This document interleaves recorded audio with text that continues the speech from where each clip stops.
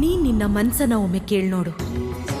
ಈ ಬಾಲಕ ನಿನ್ನ ಶತ್ರುವೇ ಅಥವಾ ನಿನ್ನ ಪುತ್ರನೇ?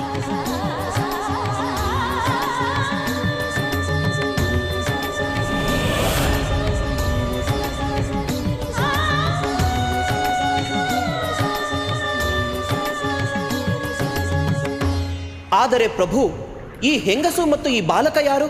ದೇವರ್ಷಿ, ಆ ಸ್ತ್ರೀ ಪೂರ್ವಜನ್ಮದ ಪೂತನಿ.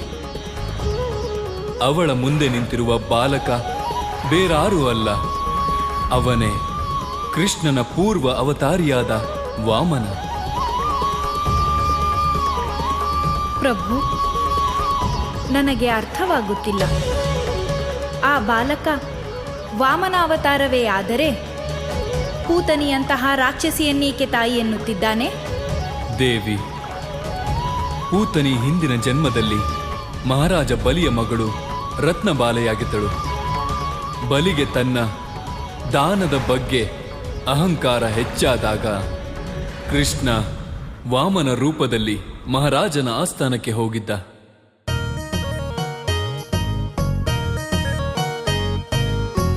ಮಹಾರಾಜ ಬಲಿಗೆ ವಾಮನನ ನಮಸ್ಕಾರ.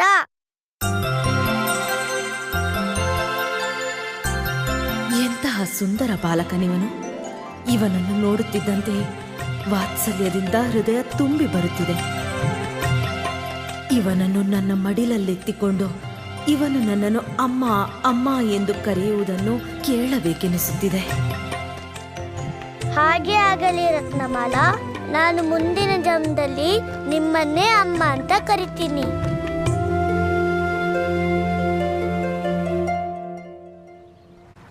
ದೇವಿ, ಅಂದು ವಾಮನನನ್ನ ನೋಡುತ್ತಲೇ ರತ್ನಮಾಲೆಯ ಹೃದಯದಲ್ಲಿ ಅವನನ್ನ ಪುತ್ರನನ್ನಾಗಿ ಪಡೆಯಬೇಕೆಂಬ ಹಂಬಲ ಉಂಟಾಯಿತು. ವಾಮನ ಅದೇ ಕ್ಷಣ ಅವಳ ಪ್ರಾರ್ಥನೆಯನ್ನ ಸ್ವೀಕರಿಸಿದ. ಅದೇ ಕಾರಣಕ್ಕೆ ಇಂದು ಕೃಷ್ಣನನ್ನು ನೋಡುತ್ತಲೇ ಪೂತನಿಯ ಹೃದಯದಲ್ಲಿ ವಾತ್ಸಲ್ಯ ಉಂಟಾಯಿತು. ಇಂದು ಏನಾಗುತ್ತಿದೆಯೋ ಅದೆಲ್ಲ ಪೂತನಿಯ ಪೂರ್ವ ಜನ್ಮದ ಕರ್ಮ. ನಾನು ಮಹಾರಾಜ ಕಂಸನ ಆಜ್ಞೆ ಪಾಲಿಸಲೇಬೇಕು. ಈ ಹುಡುಗನನ್ನ ಕೊಲ್ಲೇಬೇಕು.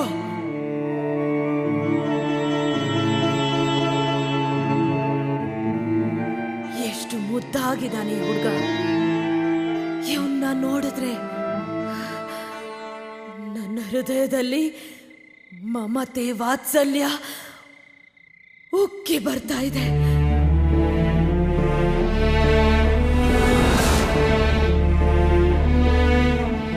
ನಾನ್ ನಿನ್ ತಾಯಿಯಾಗಿದ್ದಿದ್ರೆ ಆಗ ನಿನ್ನ ನನ್ನ ಮಡ್ಲಲ್ಲಿಟ್ಟು ಮುದ್ದಾಡ್ತಿದ್ದೆ. ಮತ್ತೆ ನೀನು ನನ್ನನ್ನ ಅಮ್ಮ ಅಮ್ಮ ಅಂತ ಕರಿತಾ ಇರ್ತಿದ್ದೆ. ಶುಭಮಸ್ತು. ಇಷ್ಟೇ ಅಲ್ವಾ ದೊಡ್ಡಮ್ಮ ನಿಮ್ಮ ಆಸೆ? ನಾನು ನಿಮ್ಮನ್ನ ಯಾವಾಗಲೂ ಅಮ್ಮ ಅಮ್ಮ ಅಂತ ಕರೆಯೋದು ತಾನೆ? ಇವತ್ತಿಂದ ನೀವು ನಮ್ಮಮ್ಮ, ನಾನು ನಿಮ್ಮ ಮಗ. ನಿಮ್ಮನ್ನ ದೊಡ್ಡಮ್ಮ ಅನ್ನಲ್ಲ, ಅಮ್ಮ ಅಮ್ಮ ಅಂತಾನೆ ಕರಿತೀನಿ.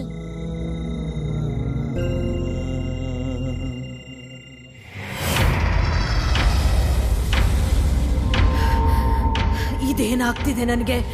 ಇದೆಂತ ಮಾಯೆ!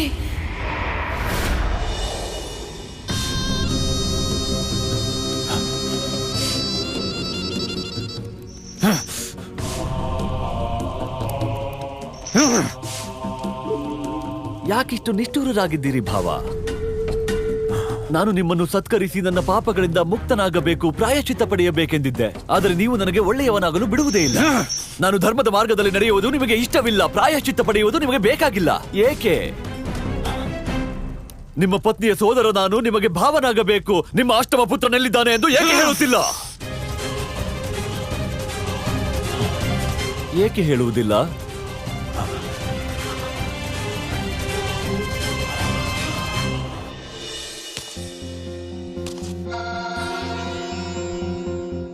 ನಿನ್ನ ಮನಸ್ಸನ್ನ ಒಮ್ಮೆ ಕೇಳ್ನೋಡು.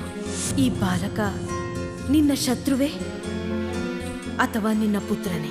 ನೀವು ನಿಮ್ಮ ಮಗನ್ನೇ ಕೊಲೆ ಮಾಡಕ್ ಹೋಗ್ತಿದ್ದೀರಾ?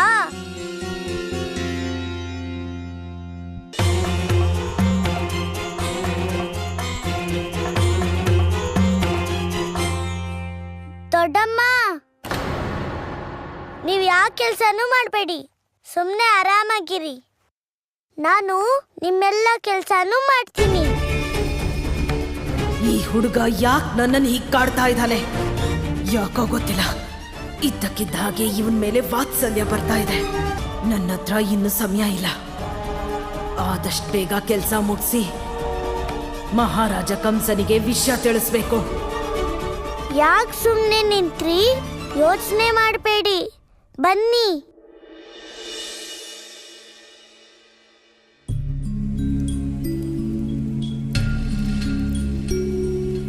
ವೈದ್ಯರೇ, ನನ್ನ ಸಹೋದರಿ ದೇವಕಿಯ ಸ್ಥಿತಿ ಹೇಗಿದೆ? ನಾಡಿ ಬಡಿತ ಬಹಳ ಕ್ಷೀಣವಾಗಿದೆ. ಏನು ಹೇಳಲಾಗುವುದಿಲ್ಲ ಭಗವಂತ. ಹೆಚ್ಚೆಂದರೆ 2-3 ದಿನ.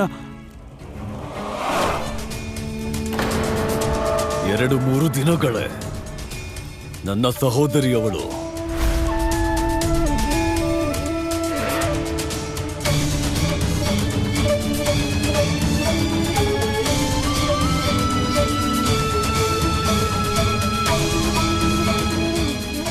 ನನ್ನ ಮೇಲಂತೂ ಕರುಣೆ ಇಲ್ಲ, ಆದರೆ ನಿನ್ನ ಪತ್ನಿಯ ಮೇಲಾದರೂ ದಯೆ ತೋರು.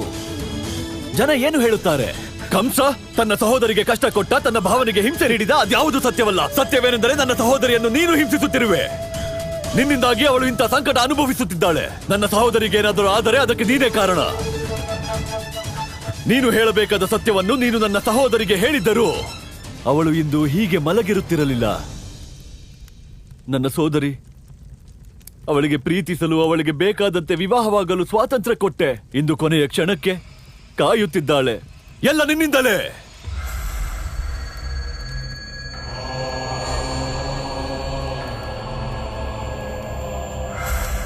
ಹೋಗಿ ಹೋಗಿ ಹೋಗಿ ಇಲ್ಲಿಂದ ಹೋಗಿ. ಬಾ ಇಲ್ಲಿ, ಇಲ್ಲಿ ಬಾ. ಈ ಬೇಡಿ ತೆಗೆದು ಬಿಡು.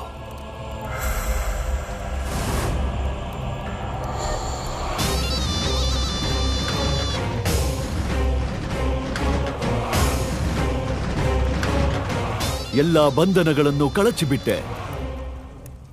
ಭಗವಂತ ಕಂಸನ ದಯೆಯನ್ನು ಬಳಸಿಕೋ ವಸುದೇವ. ನೀನು ದೇವಕಿಯನ್ನು ಇಲ್ಲಿಂದ ಕರೆದೊಯ್ಯಬೇಕೆಂದಿದ್ದೆ ಅಲ್ಲವೇ?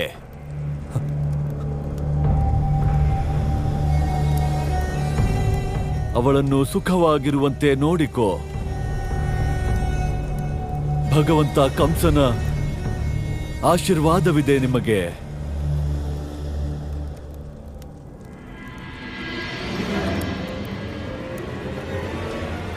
ಭಗವಂತ ಕಂಸನ ಮಾತು ಎಂದಿಗೂ ಅಸತ್ಯವಾಗದು.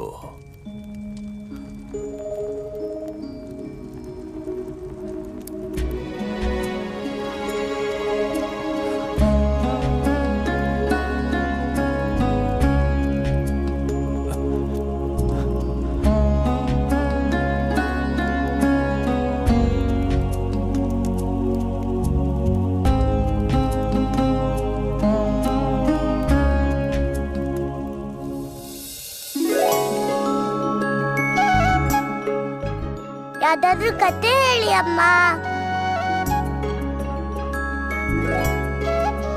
ಕೃಷ್ಣ, ನಾನು ಅವಾಗಿಂದ ನೋಡ್ತಿದ್ದೀನಿ. ದೊಡ್ಡಮ್ಮಂಗೆ ಯಾಕೆ ತೊಂದರೆ ಕೊಡ್ತಿದ್ಯಾ? ಇಲ್ಲ ಅಮ್ಮ, ನಾನು ರೋಹಿಣಿ ಅಮ್ಮನ ಸೇವೆ ಮಾಡ್ತಾ ಇದ್ದೀನಿ. ರೋಹಿಣಿ ಅಮ್ಮನ? ಹೌದಮ್ಮ, ನೀನು ಅಮ್ಮ, ಇವರು ರೋಹಿಣಿ ಅಮ್ಮ.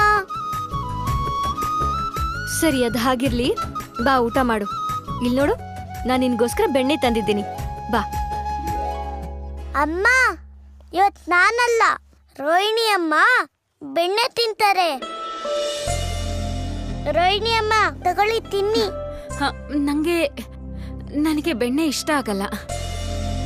ರೋಹಿಣಿ ಅಮ್ಮ, ನೀವೇ ಹೇಳ್ತಿದ್ರಲ್ಲ ಪ್ರೀತಿಯಿಂದ ಏನೇ ಕೊಟ್ರು ರುಚಿಯಾಗಿರುತ್ತೆ ಅಂತ. ನಾನ್ ನಿಮ್ಗೆ ಪ್ರೀತಿಯಿಂದ ತಿನ್ನಿಸ್ತಿಲ್ವಾ? ಅಕ್ಕ, ಎಲ್ರೂ ಗೆಲ್ಬೋದು, ಆದ್ರೆ ಕೃಷ್ಣನಲ್ಲ. ಅಷ್ಟು ಒತ್ತಾಯ ಮಾಡ್ತಾ ಇದ್ದಾನೆ. ತಿನ್ಬಿಡಿ. ನೀನ್ ಹೇಳಿದ್ದು ನಿಜ ಯಶೋದೆ, ಆದ್ರೆ ಇನ್ಮುಂದೆ ಇವನನ್ನ ಗೆಲ್ಲೋಕೆ ಇವನೇ ಇರೋದಿಲ್ಲ. ಏನ್ ಯೋಚನೆ ಮಾಡ್ತಿದ್ರ ರೋಹಿಣಿ ಅಮ್ಮ? ಜಾಸ್ತಿ ಯೋಚಿಸ್ಬೇಡಿ, ಬೆಣ್ಣೆ ತಿನ್ನಿ.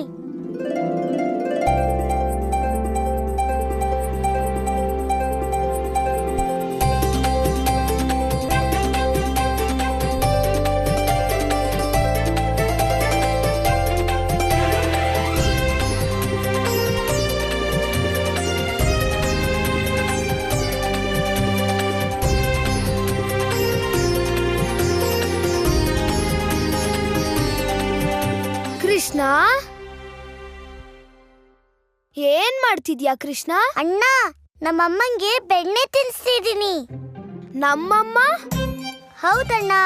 ಕೃಷ್ಣ, ಇದ್ಯಾಕೋ ಸರಿ ಕಾಣ್ತಿಲ್ಲ. ನಾನ್ ಪ್ರೀತಿಸೋ ವಸ್ತುಗಳನ್ನೆಲ್ಲ ನೀನ್ ತಗೊಂಡ್ಬಿಡ್ತ್ಯಾ. ಇವತ್ ನೋಡಿದ್ರೆ ನನ್ನ ಅಮ್ಮನ್ನೇ ಕಸ್ಕೊಳ್ತಿದ್ಯಾ. ಅಣ್ಣ, ನಾನು ರೋಹಿಣಿ ಅಮ್ಮನ್ನ ಕಸ್ಕೋತಿಲ್ಲ. ನಾನು ಅವ್ರಿಗೆ ಪ್ರೀತಿ ಕೊಡ್ತಿದ್ದೀನಿ.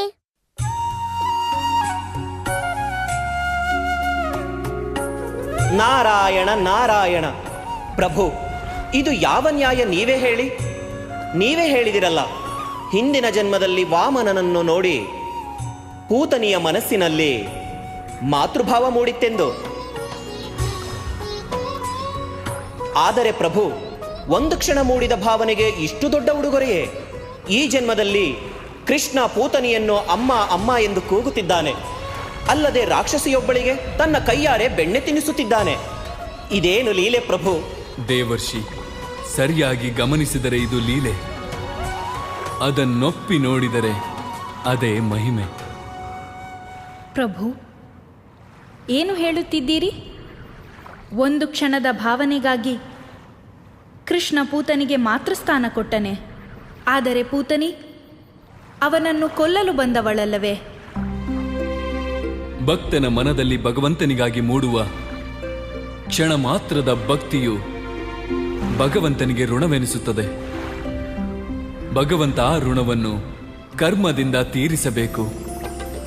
ಪೂತನಿಗಾಗಿ ಈ ಪ್ರೇಮ ಅವಳ ಪೂರ್ವ ಜನ್ಮದ ಭಾವನೆಯ ಋಣವಾಗಿದೆ. ಅದನ್ನು ಕೃಷ್ಣ ತನ್ನ ಪ್ರೇಮದಿಂದ ತೀರಿಸುತ್ತಿದ್ದಾನೆ.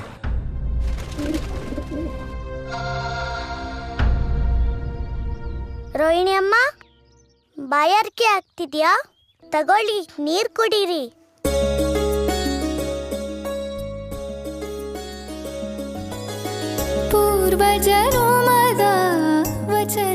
ರೋಹಿಣಿ ಅಮ್ಮ, ನಿಮ್ಗೆ ಶೆಕೆ ಆಗ್ತಿದೆ ಅಲ್ವಾ? ನಾನ್ ಗಾಳಿ ಬೀಸ್ತೀನಿ. ವಚನ ಸಲ್ಲಿಸಿದ ಮಮತೆಯ ಋಣವ ತೀರಿಸಿದ ಮಾತೆಯ ಮಮತೆಯ ರುಚಿ ತೋರಿಸಿದ. ಬನ್ನಿ ರೋಹಿಣಿ ಅಮ್ಮ, ಕೂತ್ಕೊಳ್ಳಿ. ತಾಯ್ತನದಲ್ಲಿ ದೈವತ್ವ. ಕೃಷ್ಣ, ಬಾ ಕಂದ, ಬೆಣ್ಣೆ ತಯಾರಾಗಿದೆ. ಕೃಷ್ಣ, ಇಲ್ಲಿ ನೋಡು, ನಿನಗೋಸ್ಕರ ಬೆಣ್ಣೆ ತಂದಿದ್ದೀನಿ, ಬಾ. ಅರೆ ಕೃಷ್ಣ, ಕಂದ. ಶ್ಯಾಮನ ಲೀಲೆಯ ತಿಳಿದವರಿಲ್ಲ. ಕೃಷ್ಣ, ಕಂದ, ಎಲ್ಲಿಗೆ ಹೋಗ್ತಾ ಇದ್ಯಾ? ಬಲ್ಲ ನಡೆಸುವನೆಲ್ಲ ಶ್ಯಾಮನ ಲೀಲೆಯ ತಿಳಿದವರಿಲ್ಲ.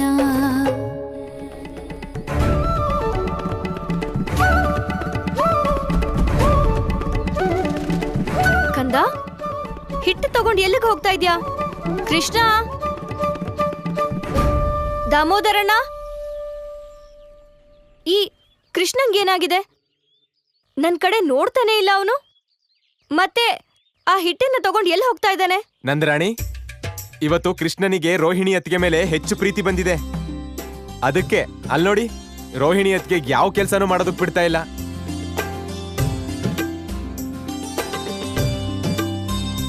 ಅಮ್ಮ, ನಾನೇ ಹಿಟ್ಟು ಕಲಿಸ್ತೀನಿ, ಮತ್ತೆ ಅಡ್ಗೆನೂ ನಾನೇ ಮಾಡ್ತೀನಿ.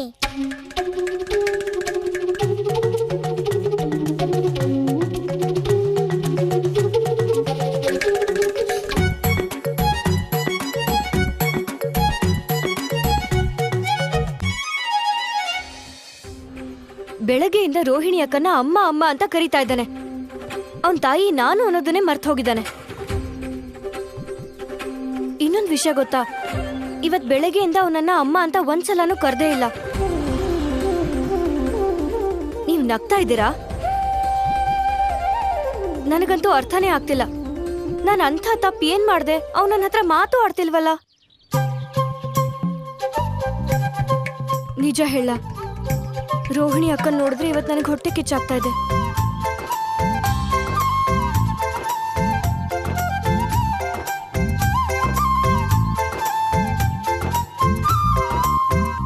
ತಾಯಿಯ ಹೆಸರಿನಲ್ಲಿ ವಂಚನೆ ಮಾಡುತ್ತಿರುವ ಪೂತನಿ ಮಮತಾಮಯಿ ಯಶೋದೆಗಿಂತ ಎತ್ತರದ ಸ್ಥಾನಕ್ಕೇರಿದಳೆ. ದೇವಿ, ನೀನು ಹೇಳುತ್ತಿರುವುದು ಸತ್ಯ. ಇಂದು ಒಂದು ದಿವಸಕ್ಕಾದರೂ ಪೂತನಿಯ ಸ್ಥಾನ ಮಾತೆ ಯಶೋದೆಗಿಂತ ಎತ್ತರದಲ್ಲಿದೆ. ಅದು ಹೇಗೆ ಸಾಧ್ಯ ಪ್ರಭು? ಮಾತೆ ಯಶೋದೆಯ ಪವಿತ್ರ ಪ್ರೇಮವೆಲ್ಲಿ? ಪೂತನಿಯ ಕಪಟ ಬುದ್ಧಿಯಲ್ಲಿ? ಅವಳು ಬಂದದ್ದು ಕೃಷ್ಣನ ಹತ್ಯೆಗಾಗಿ. ದೇವಿ, ಮಾತೆ ಯಶೋದೆಯ ಪ್ರೇಮ ಪವಿತ್ರವೆಂಬುದು ಸತ್ಯ. ಆದರೆ ಸಂಸಾರ ಬಂಧನಗಳಲ್ಲಿ ಆಗಾಗ ಅವಳ ಮನಸ್ಸು ಕೃಷ್ಣನಿಂದ ವಿಮುಖವಾಗುತ್ತದೆ. ಅವಳಿಗೆ ತಿಳಿಯದೆ ಕೃಷ್ಣನನ್ನು ಮರೆತಿರುತ್ತಾಳೆ. ಆದರೆ ಪೂತನಿ ಕಳೆದ 5 ವರ್ಷಗಳಿಂದ ಪ್ರತಿ ಕ್ಷಣವೂ ಅವಳು ಕೇವಲ ಕೃಷ್ಣನ ಬಗ್ಗೆ ಮಾತ್ರ ಯೋಚಿಸಿದ್ದಾಳೆ. ಅವಳ ಮನಸ್ಸು, ಹೃದಯ, ಅವಳ ಪ್ರತಿ ಉಸಿರಲ್ಲೂ ಕೇವಲ ಕೃಷ್ಣನೇ ಇದ್ದಾನೆ. ಕೃಷ್ಣನ ಬಗ್ಗೆ ಯೋಚಿಸಿ ಯೋಚಿಸಿ ಅವಳ ರೋಮ ರೋಮಗಳಲ್ಲಿಯೂ ಕೃಷ್ಣನೇ ಸೇರಿದ್ದಾನೆ. ನಾರಾಯಣ ನಾರಾಯಣ, ನನಗೆ ಅರ್ಥವಾಯಿತು ಪ್ರಭು. ಕೃಷ್ಣ ಕೃಷ್ಣ ಎನ್ನುತ್ತಲೇ ಪೂತನಿಯ ಅಂತರಾತ್ಮ ಎಷ್ಟು ಪವಿತ್ರವಾಗಿದೆ ಎಂದರೆ ಆಕೆ ಒಂದು ದಿನಕ್ಕಾದರೂ ಪೂರ್ತಿಯಾಗಿ ಕೃಷ್ಣನ ಮಾತೆಯಾಗುವ ಅದೃಷ್ಟ ದೊರೆಯಿತಲ್ಲ ಪ್ರಭು. ಹೌದು ದೇವರ್ಷಿ. ಉದ್ದೇಶ ಏನೇ ಆದರೂ ಭಗವಂತನ ಸ್ಮರಣೆ ಎಂದರೆ ಭಗವಂತನ ಭಕ್ತಿಯೇ ಸರಿ. ಯಾರ ಪ್ರತಿ ಯೋಚನೆಯಲ್ಲೂ ಭಗವಂತನೇ ತುಂಬಿರುತ್ತಾನೋ ಆಗ ಭಗವಂತನಿಗೆ ಅವಳಿಗಿಂತ ಶ್ರೇಷ್ಠ ಭಕ್ತೆ ಮತ್ತೆ ಯಾರು ಸಿಗಲು ಸಾಧ್ಯ? ಸತ್ಯವಚನ ಪ್ರಭು, ಸತ್ಯವಚನ.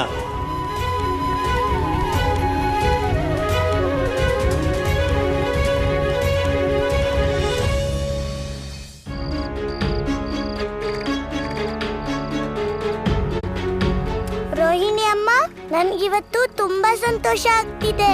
ಯಾಕೆ ಕೃಷ್ಣ? ಇವತ್ ನನ್ಗೆ ನಿಮ್ ಋಣ ತೀರ್ಸ್ದಂಗ್ ಅನ್ಸ್ತಿದೆ. ಋಣನ? ನಿನಗ್ಯಾರ ಋಣ ಆಯ್ತು? ಇಲ್ಲ, ನನ್ಗೆ ಯಾವ ಋಣನೂ ಇರ್ಲಿಲ್ಲ.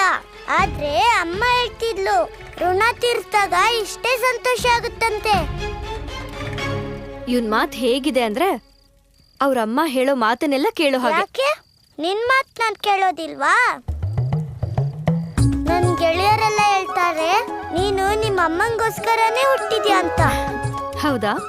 ನಾನಲ್ಲ ಅಮ್ಮ, ನನ್ ಗೆಳೆಯರ ಹಾಗೆ ಹೇಳ್ತಿರ್ತಾರೆ. ಮಾತು ಜಾಸ್ತಿ ಆಯ್ತು ಕೃಷ್ಣ, ಈಗ ನಡಿ, ಮಲ್ಗೋ ಸಮಯ ಆಯ್ತು, ಬಾ. ನೀನ್ ಸರಿಯಾಗಿ ಹೇಳ್ತೀಯ ಅಮ್ಮ. ಮಾತಾಡಿ ಸಾಕು, ನೀನೀಗ ಹೋಗಿ ಮಲ್ಕೋ. ಮತ್ತೆ ನೀನು? ನಾನಂತೂ ರೋಹಿಣಿ ಅಮ್ಮನ್ ಜೊತೆ ಮಲಗ್ತೀನಿ. ಆದ್ರೆ ಕಂದ, ಅಮ್ಮನ್ ಮಡ್ಲಿಲ್ಲ ಅಂದ್ರೆ ನಿನಗೆ ನಿದ್ದೆನೆ ಬರಲ್ವಲ್ಲ? ಹೇಗ್ ಮಲಗ್ತೀಯ ಚಿಕ್ಕಮ್ಮನ್ ಜೊತೆ ನೀನು? ಇವತ್ತು ನಮ್ಮ ಅಮ್ಮನೇ ರೋಹಿಣಿ ಅಮ್ಮ, ಅದಕ್ಕೆ ನಾನು ರೋಹಿಣಿ ಅಮ್ಮನ್ ಜೊತೆನೆ ಮಲ್ಕೋತೀನಿ. ರೋಹಿಣಿ ಅಕ್ಕ, ನೀವೇ ಅರ್ಥ ಮಾಡ್ಸಿ ಅವನಿಗೆ. ಬೆಳಗ್ಗೆಯಿಂದ ನಿಮ್ಗೆ ತೊಂದರೆ ಕೊಡ್ತಾ ಇದ್ದಾನೆ. ನಿಮ್ ಜೊತೆನೆ ಮಲಗ್ತೀನಿ ಅಂತ ಬೇರೆ ಹೇಳ್ತಾ ಇದ್ದಾನೆ. ನೀವೇ ಅವನಿಗೆ ಬುದ್ಧಿ ಹೇಳಿ. ನಿಮ್ಗೆ ನಾನು ಕಷ್ಟ ಕೊಡ್ತಿದ್ದೀನ ರೋಹಿಣಿ ಅಮ್ಮ? ಇಲ್ಲ ಇಲ್ಲ ಕೃಷ್ಣ, ನೀನ್ ಯಾವ ತೊಂದರೆನೂ ಇವತ್ತು ಕೊಡ್ತಿಲ್ಲ. ನಾನು ನಿಮ್ ಜೊತೆನೆ ಮಲ್ಕೋಬೋದಾ ರೋಹಿಣಿ ಅಮ್ಮ?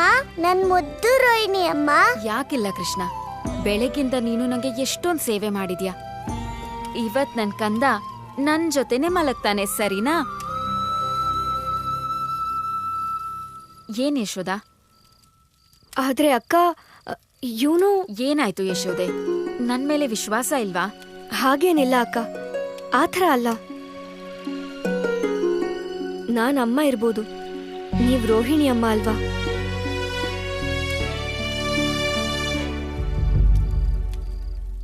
ಸರಿ, ಹಾಗಾದ್ರೆ ಇವತ್ತು ಕೃಷ್ಣ ರೋಹಿಣಿ ಅಮ್ಮನ್ ಜೊತೆನೆ ಮಲ್ಕೊಳ್ತಾನೆ. ಇದೇ ನನಗೂ ಬೇಕಾಗಿದ್ದು.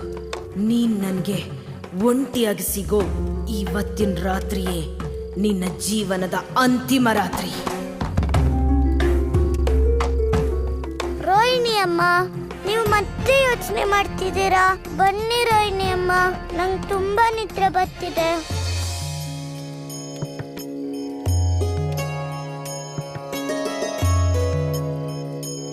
ಬಾ ಕೃಷ್ಣ.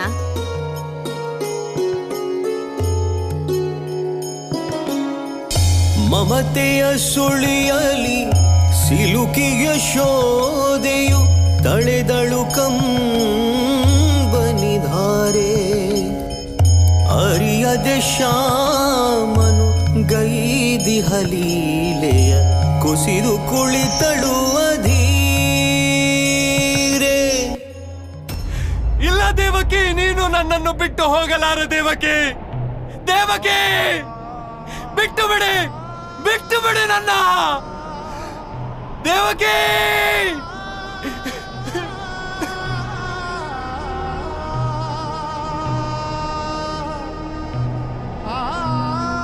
ಕೊಂದೆಯಲ್ಲವೇ ನನ್ನ ಸಹೋದರಿಯನ್ನು? ಈಗ ನಿನಗೆ ಸಂತೋಷವಾಯಿತೇ ವಾಸುದೇವ?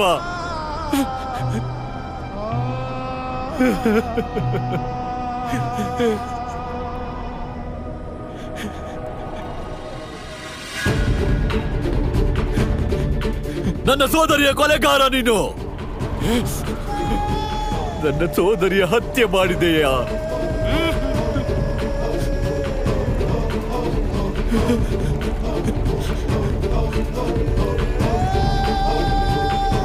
ಇಲ್ಲ ಕಂಸ, ಇಲ್ಲ.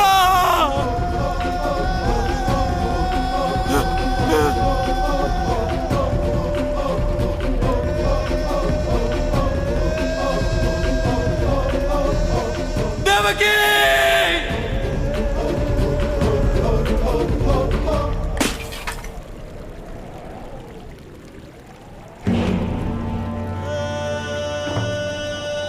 ನಿನ್ನ ಹಠಕ್ಕಾಗಿ ನನ್ನ ಸೋದರಿಯನ್ನೇ ಕೊಂದೆಯಲ್ಲ.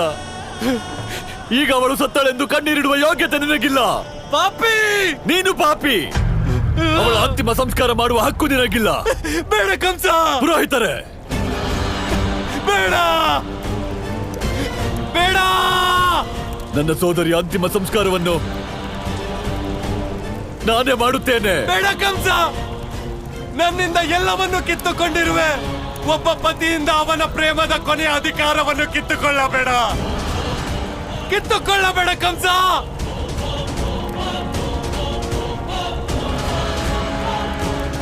ನಿಲ್ಲಿಸು.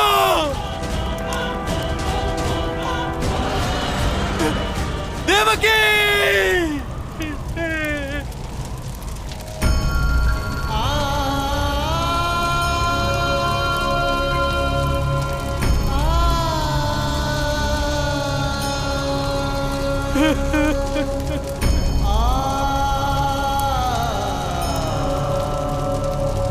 ವಸುದೇವ, ಇದು ನಿನಗಿರುವ ಕೊನೆಯ ಅವಕಾಶ. ನಿನ್ನ ಪಾಪಕ್ಕೆಲ್ಲ ಪ್ರಾಯಶ್ಚಿತವಾಗಿ ಬಿಡಲಿ. ಅಗ್ನಿಯನ್ನು ನಿಲ್ಲಿಸಲು ಸಾಧ್ಯವಾದರೆ ನಿಲ್ಲಿಸು.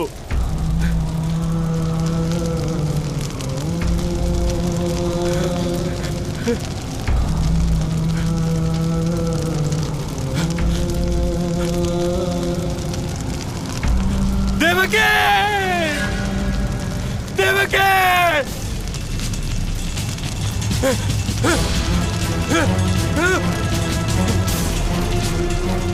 ದೇವಕಿ, ದೇವಕಿ.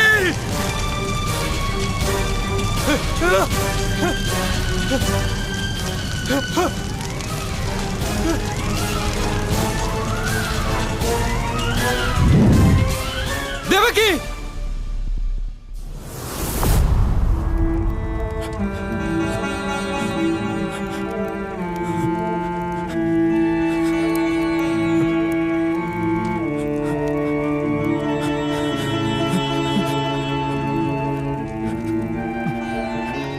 ಇಲ್ಲ ದೇವಕಿ, ಈ ಕೆಟ್ಟ ಕನಸು ನಿಜವಾಗಲು ಸಾಧ್ಯವಿಲ್ಲ. ನಾನು ಹಾಗೆ ಆಗಲು ಬಿಡುವುದಿಲ್ಲ, ಹಾಗೆ ಆಗಲು ಬಿಡುವುದಿಲ್ಲ ದೇವಕಿ.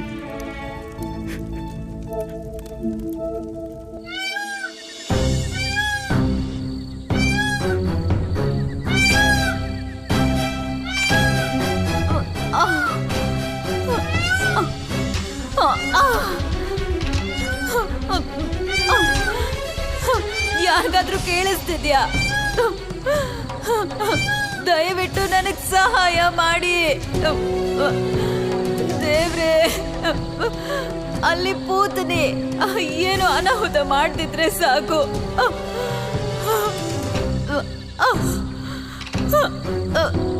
ನಾನು ಹೇಗಾದ್ರೂ ಮಾಡಿ ಇಲ್ಲಿಂದ ಹೋಗ್ಲೇಬೇಕು. ಯಾರಾದ್ರೂ ಸಹಾಯ ಮಾಡಿ, ಸಹಾಯ ಮಾಡಿ, ಸಹಾಯ ಮಾಡಿ, ಯಾರಾದ್ರೂ ಬಂದು ಸಹಾಯ ಮಾಡಿ. ಕೇಳಿಸ್ತಿದ್ಯಾ? ಸಹಾಯ ಮಾಡಿ.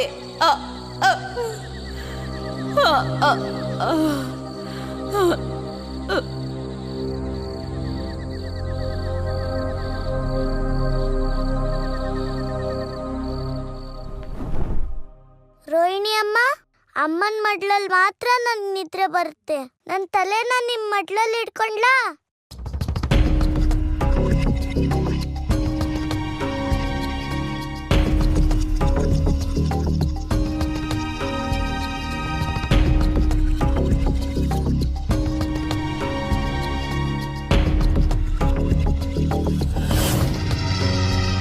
ಸಾವಿನ ಹಿಂದೆ ನೀನಾಗಿಯೇ ಓಡ್ ಹೋಗ್ತಿದೀಯಲ್ಲ ಕೃಷ್ಣ.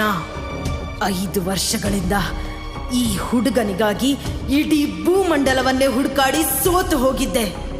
ಇವತ್ತು ಅವನೇ ಬಂದು ನನ್ನ ಮಡಿಲಲ್ಲಿ ಬಿದ್ದಿದ್ದಾನೆ. ರೋಹಿಣಿ ಅಮ್ಮ, ನನ್ಗಿನ್ನೂ ನಿದ್ದೆ ಬಂದಿಲ್ಲ.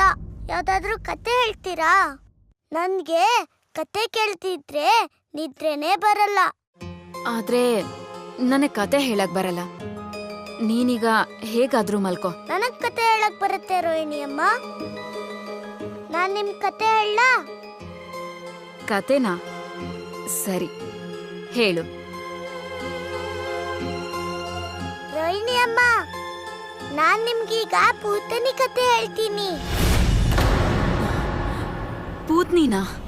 ಹಾ ರೋಹಿಣಿ ಚಿಕ್ಕಮ್ಮ, ಒಂದ್ಸಲ ನಾನು ಕಾಡಿಗೆ ಹೋಗಿದ್ದೆ. ಅಲ್ಲಿ ನನ್ಗೆ ಪೂತ್ನಿ ಕಾಣಿಸಿದ್ಲು. ಆದ್ರೆ ಪೂತ್ನಿಗ್ ನಾನು ಕಾಣಿಸ್ಲೇ ಇಲ್ಲ. ಆವತ್ತು ನೀನು ಹೇಗೋ ಉಳಿದ್ಬಿಟ್ಟೆ, ಆದ್ರೆ ಇವತ್ತು ಹಾಗಾಗೋದಿಲ್ಲ.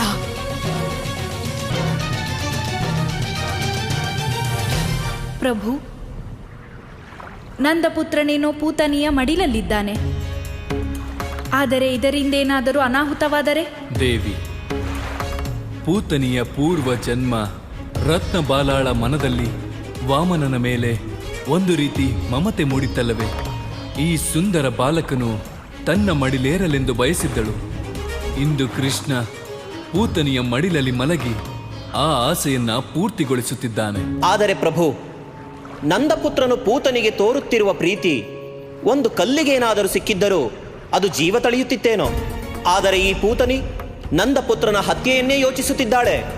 ದೇವರ್ಷಿ, ನೀವು ಹೇಳುತ್ತಿರುವುದು ಸತ್ಯವೇ? ಅಂದು ಬಾಲವಾಮನನು ತನ್ನೆರಡು ಪಾದಗಳಿಂದ ಇಡೀ ಭೂಮಂಡಲವನ್ನೇ ಅಳೆದು 3ನೆಯ ಪಾದದಿಂದ ಬಲಿ ಚಕ್ರವರ್ತಿಯನ್ನೇ ಬಲಿ ತೆಗೆದುಕೊಂಡಾಗ ಅದನ್ನು ನೋಡಿ ರತ್ನಬಾಲೆಯ ಮನದಲ್ಲಿ ವಾಮನನನ್ನು ಕೊಂದೇ ಬಿಡುವಷ್ಟು ಆಕ್ರೋಶ ಹುಟ್ಟಿಕೊಂಡಿತ್ತು. ಪೂತನಿ ಈ ಜನ್ಮದಲ್ಲೂ ಆ ಪಾವದಿಂದ ಮುಕ್ತಳಾಗಿಲ್ಲ. ಆದ್ದರಿಂದಲೇ ಇಂದು ಕೃಷ್ಣನ ಪರಮ ಪ್ರೀತಿ ಸಿಕ್ಕಿದ್ದರೂ ಅವನ ಹತ್ಯೆಯ ಕುರಿತೆ ಯೋಚಿಸುತ್ತಿದ್ದಾಳೆ. ರೋಹಿಣಿ ಅಮ್ಮ, ನಿಮ್ ಕೇಳಿಸ್ತಿದೆ ಅಲ್ವಾ?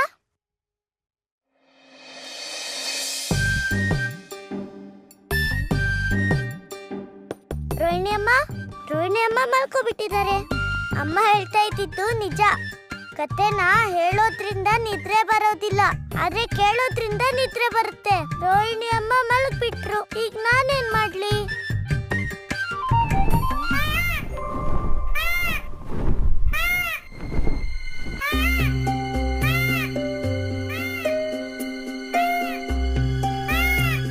ಮಯೂರ್ ರಾಜ, ಇಷ್ಟರಾತ್ರಿಲಿ ಏನೋ ಆಗಿರ್ಬೇಕು. ನಾನ್ ಬಂದೆ ಮಯೂರ್ ರಾಜ.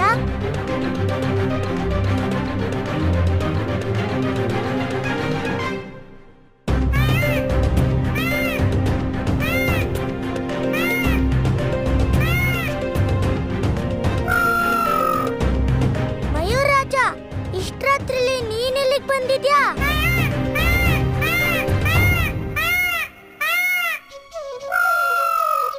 ಇದೇನ್ ಹೇಳ್ತಿದ್ಯಾ ಮಯೂರ್ ರಾಜ? ಅದೇಗ್ ಸಾಧ್ಯ?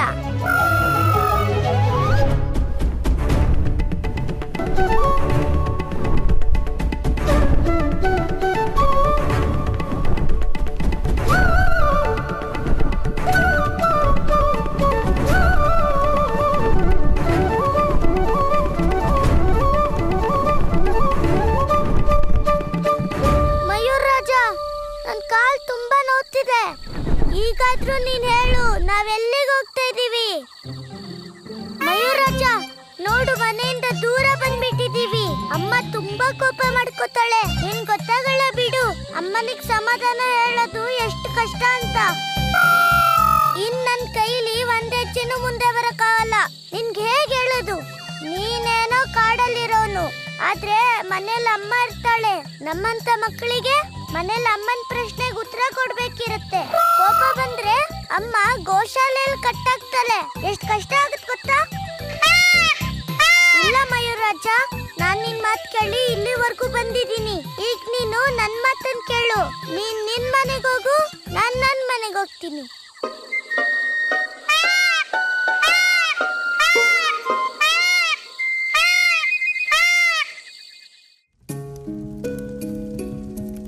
ದೇವಕಿ, ನೀನು ಬಂದ ಮೇಲೆ ನನ್ನ ಜೀವನಕ್ಕೆ ಒಂದು ಅರ್ಥ ಸಿಕ್ಕಿದಂತಾಯ್ತು.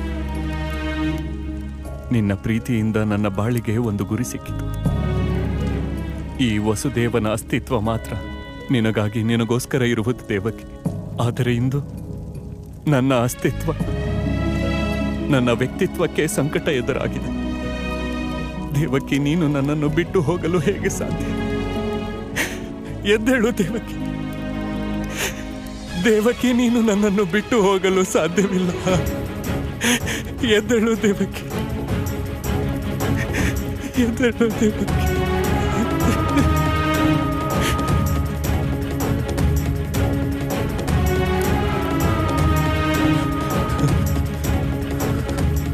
ದೇವಕಿ, ಈ ಜಗತ್ತಿನಲ್ಲಿ ಧರ್ಮಕ್ಕಿಂತ ದೊಡ್ಡದು ಪ್ರೇಮ. ನಾನು ನನ್ನ ಪ್ರೇಮವನ್ನು ಬಿಟ್ಟುಕೊಡಲು ಸಾಧ್ಯವೇ ಇಲ್ಲ. ಒಂದು ವೇಳೆ ಕಂಸನಿಗೆ ನಮ್ಮ 8ನೇ ಪುತ್ರನ ಜನ್ಮ ರಹಸ್ಯ ತಿಳಿದರೂ ಪರವಾಗಿಲ್ಲ.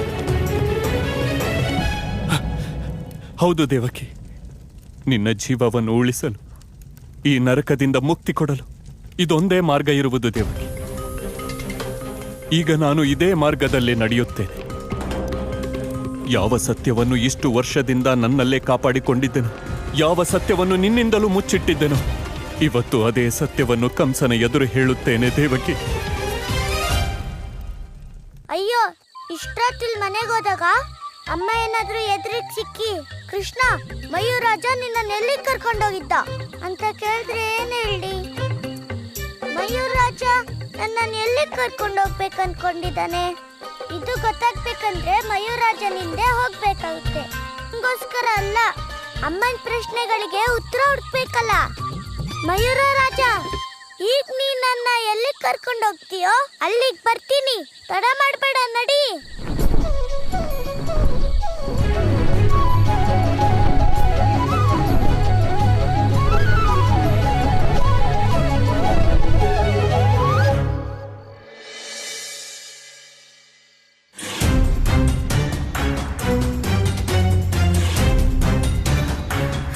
ನಾನ್ ಯಾಕೆ ಹೀಗೆ ಮತ್ತೆ ಮತ್ತೆ ನಿದ್ರೆಗೆ ಜಾರ್ತಿದ್ದೀನಿ?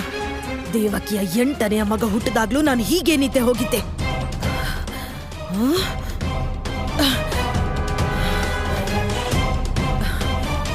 ನನ್ ಕತೆ ನನಗೆ ಹೇಳಿ ನನ್ನನ್ನೇ ಮಲಗಿಸ್ತೀಯಾ? ಇವತ್ತು ನಿನ್ ಕತೆ ಮುಗಿಸ್ತೀನಿ ಕೃಷ್ಣ. ಇವತ್ತು ನಾನ್ ನಿನ್ ಸಾವಿನ ಕತೆನ ಹೇಳ್ತೀನಿ ಭಗವಂತ ಕಂಸನಿಗೆ.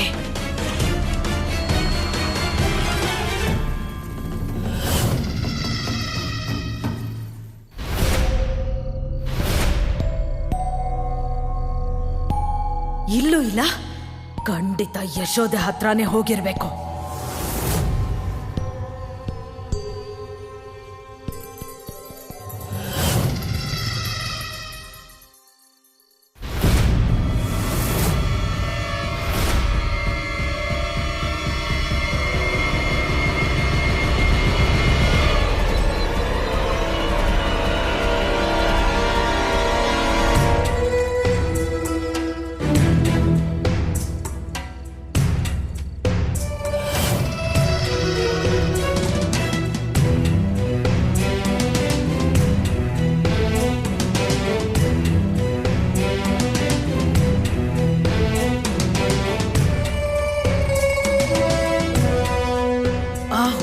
ಇಲ್ಲೂ ಇಲ್ವಲ್ಲ, ಮತ್ತೆಲ್ಲಿ ಹೋಗಿದ್ದಾನೆ?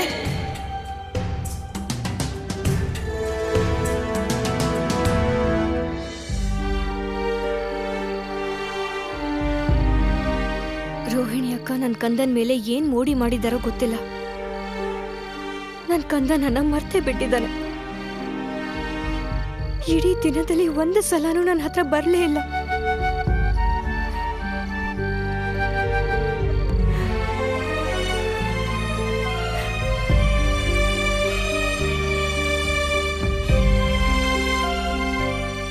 ಯಶೋದೆ, ಏನಾಯ್ತು? ನಂದರಾಣಿಯ ಕಣ್ಣಲ್ಲಿ ನೀರು? ಕೃಷ್ಣ ನೆನ್ಪಾಗ್ತಿದ್ಯಾ? ಯಶೋದೆ, ಕೃಷ್ಣ ರೋಹಿಣಿ ಅತ್ತಿಗೆ ಜೊತೆಗೆ ಮಲಗಿದಾನೆ. ಇವತ್ತು ಒಂದ್ ರಾತ್ರಿ ಅಷ್ಟೇ ತಾನೇ? ನಿಮಗ್ ಗೊತ್ತಾ, ಒಂದು ರಾತ್ರಿಲಿ 4 ಹೊತ್ತುಗಳಿರುತ್ತೆ. ಅಂದ್ರೆ 43,000. ಒಟ್ಟು 43,200 ಕ್ಷಣ ಇರುತ್ತೆ. ನೋಡಿ ಮತ್ತೆ, ಅಷ್ಟು ಕ್ಷಣಗಳು ನನ್ ಕಂದ ನನ್ನಿಂದ ದೂರ ಇದ್ದಾನೆ. ನಿಮಗರ್ಥ ಆಗಲ್ಲ ತಾಯಿ ಮನಸ್ಸಿಗೆ ಏನ್ ಅನ್ಸತ್ತೆ ಅನ್ನೋದು. ಆದ್ರೆ ನನಗ್ ಗೊತ್ತು, ಕೃಷ್ಣಂಗೂ ನಾನಿಲ್ಲ ಅಂದ್ರೆ ನಿದ್ದೆನೇ ಬರಲ್ಲ. ನಾನು ಅವನ ಕರ್ಕೊಂಡ್ ಬರ್ತೀನಿ. ಯಶೋದೆ, ರೋಹಿಣಿ ಅದಕ್ಕೆ ಏನ್ ಅಂದ್ಕೊಳ್ಳಲ್ಲ. ಏನ್ ಅಂದ್ಕೊಳ್ತಾರೆ ಹೇಳಿ? ಏನೇನ್ ಅನ್ಕೋತಾರೆ? ಯಶೋದೆ ಅವಳ ಮಗನ್ನ ಬಿಟ್ಟು ಒಂದು ಕ್ಷಣನೂ ಇರಲ್ಲ ಅನ್ಕೋತಾರೆ. ಅನ್ಕೊಳ್ಳಿ ಬಿಡಿ. ಸತ್ಯನ ಎಷ್ಟು ಬೇಗ ಅರ್ಥ ಮಾಡ್ಕೋತಾರೋ ಅಷ್ಟೇ ಒಳ್ಳೇದು. ಯಶೋದೇನ ಅವ್ರ ಮಗನಿಂದ ಒಂದು ಕ್ಷಣನೂ ದೂರ ಇಡೋದು ಸಾಧ್ಯನೇ ಇಲ್ಲ. ಒಂದು ವೇಳೆ ಕೃಷ್ಣನೇ ನಾನು ಬರೋದಿಲ್ಲ ಅಂತಂದ್ರೆ? ನನ್ ಕಂದ ಯಾಕೆ ಬರಲ್ಲ ಅಂತಾನೆ? ಅವನು ನನ್ ಕಂದ, ನಾನು ಅವನ್ ತಾಯಿ. ಕೃಷ್ಣ ನನ್ ಮಾತನ್ನ ಕೇಳ್ದೆ ಇರೋದು ಅಂದ್ರೆ ಅದ್ ನಡೆಯೋಕ್ ಸಾಧ್ಯನೇ ಇಲ್ಲ.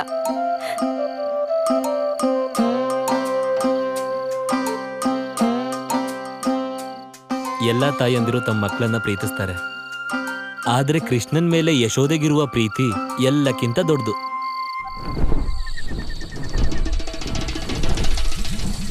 ಅಯ್ಯೋ, ನೀನ್ ನನ್ಗೆ ಇಲ್ಲಿಗೆ ಕರ್ಕೊ ಬಂದೆ? ಇಲ್ಲಿ ಯಾರು ಇಲ್ವಲ್ಲ?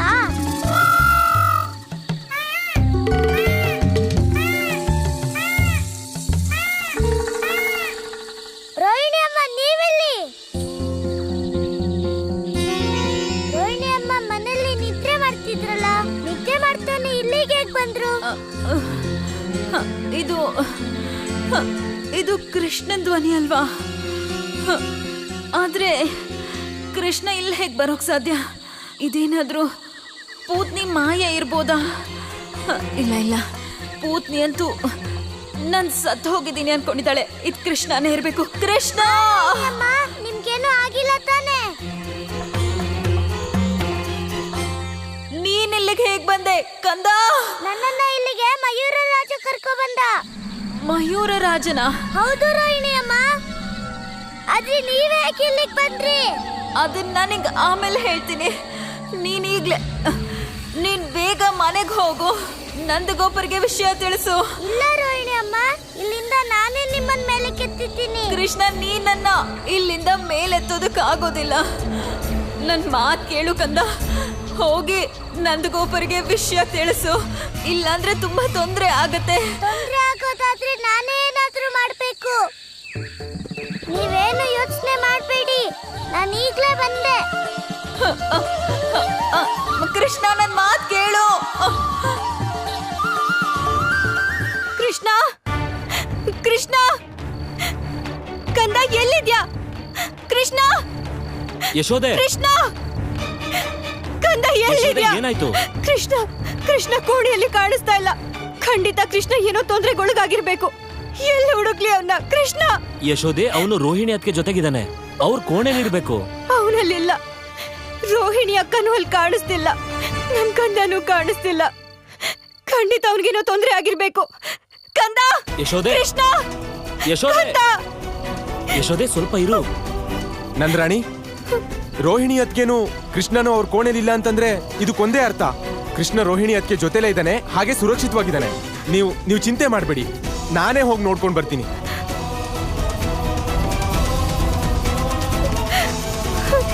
ಯಶೋದೆ, ನಮ್ ಕೃಷ್ಣನ್ ಕಾಲು ಒಂದೇ ಕಡೆ ನಿಂತ್ಕೊಳ್ಳುತ್ತಾ? ಅವನು ರೋಹಿಣಿ ಅತ್ಗೆ ಜೊತೆಲೇನೆ ಇರ್ತಾನೆ. ರಾತ್ರಿ ತಿರ್ಗಾಡ್ತಿರ್ಬಹುದು. ನೀನ್ ನೋಡ್ತಿರು. ಆದಷ್ಟು ಬೇಗ ಅದಕ್ಕೆ ಅವನನ್ನ ಕರ್ಕೊಂಡ್ ಬರ್ತಾರೆ. ಬಾ ಒಳಗ್ ನಡಿ.